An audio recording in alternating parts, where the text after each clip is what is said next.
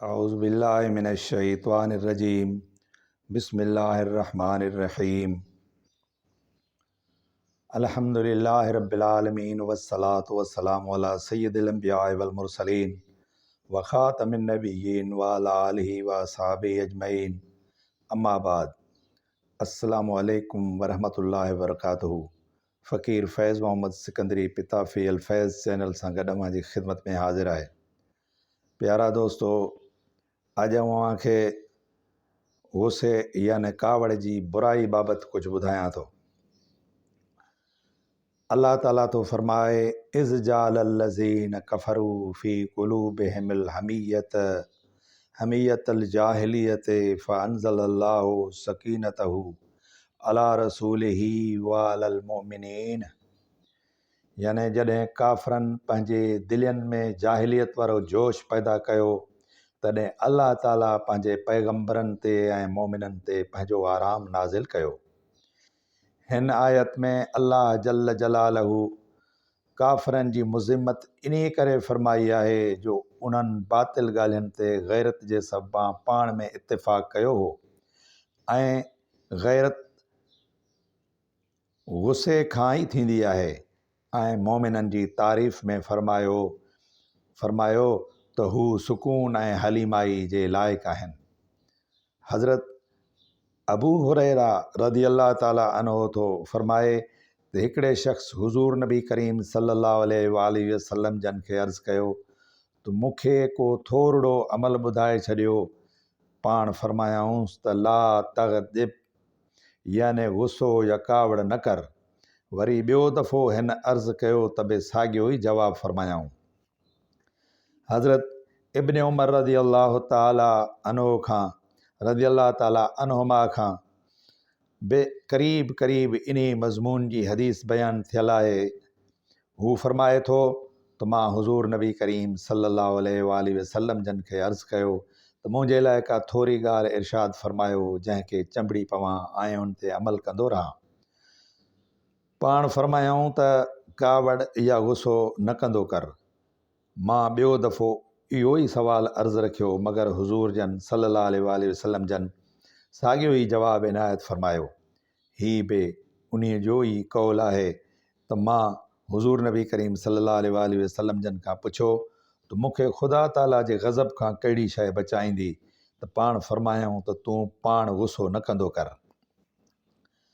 हज़रत इब्न मसूद रज़ी अल्लाह ताला अन्हो रिवायत थो करे त हिकु दफ़े हुज़ूर नबी करीम सल्लल्लाहु अलैहि वसल्लम जन पुछो त तव्हां ज़बरदस्त पहलवान कंहिंखे था सॾियो या सम्झो। सभिनी अर्ज़ु कयो त उन शख़्स खे जेको कंहिंखां बि न दसिजे या हार खाए। हुज़ूर अलैहिस्सलातु वस्सलाम जन फरमायो त इहो पहलवान न आहे, बल्कि ज़बरदस्त पहलवान उहो आहे जेको गुस्से जे वक़्तु पंहिंजे नफ़्स खे दबाव हेठि रखे।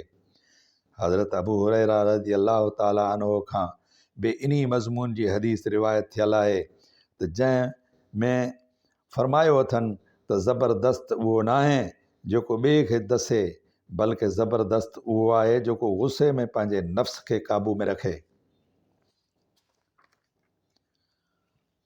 हज़रत इब्न उमर रज़ी अल्लाह ताला अन्हुमा तो फरमाए त हुज़ूर नबी करीम सल्लल्लाहु अलैहि वसल्लम जन फरमायो त जेको पंहिंजे गुस्से खे थो रोके, अल्लाह ताला हिन जा ऐब थो ढके। हज़रत सुलेमान इब्न दाऊद अलैहिस्सलाम इरशाद फरमायो त घणे गुस्से या वॾी कावड़ खां बचणु घुरिजे, छाकाणि त गुस्से जी घणाई हलीम ऐं बुर्दबार माण्हू जी दिलि खे हलकड़ो करे थी विझे।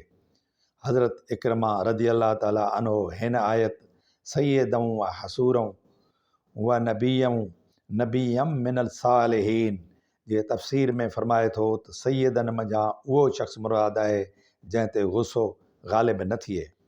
हज़रत